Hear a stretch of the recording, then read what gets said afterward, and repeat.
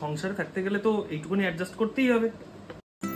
Good morning friends, কেমন আছেন সবাই? আশা করি সবাই ভালো আছেন। তাহলে রাধে রাধে বলে আজকে ব্লগটা শুরু করা যাক।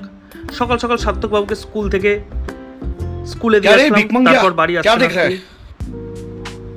পিটার বাবু মায়ের কাছে একটু আদর খাওয়া। এবার আজকে খুব রেগে গেছে পিটার বাবু, কোনোভাবে শান্ত করা যাচ্ছিল না। দেখুন কি করে।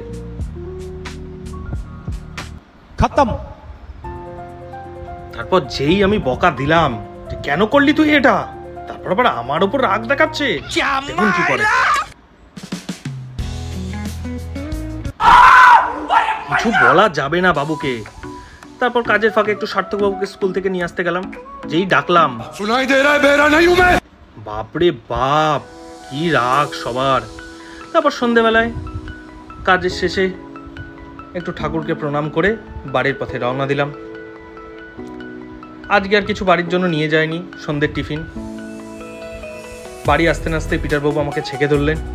তারপর বাবুর সাথে একটু আদর টাদর করে নিয়ে একটু খেলাধুলা করে নিয়ে প্রচণ্ড জল তেষ্টা পেয়েছিল, তাই একটু জল খেলাম। খাওয়া দাওয়ার পর একটু সবার সাথে গল্প আড্ডাই আর কি করে নিয়ে ছোট্ট করে রাতের ডিনার নিয়ে বসে গেলাম। তাহলে আজকে রাধে রাধে বলে এখানেই ব্লগটা শেষ করছি। সবাই ভালো থাকবেন। এই যে রাতের ডিনার। Thank you. আজকে রাতে আর কিছু করিনি, কালকে বাসি চিকেনটা ছিল সেটা দিয়ে দিলাম। ঠিক আছে, কোনো অসুবিধা নেই। সংসারে থাকতে গেলে তো এইটুকুনি অ্যাডজাস্ট করতেই হবে।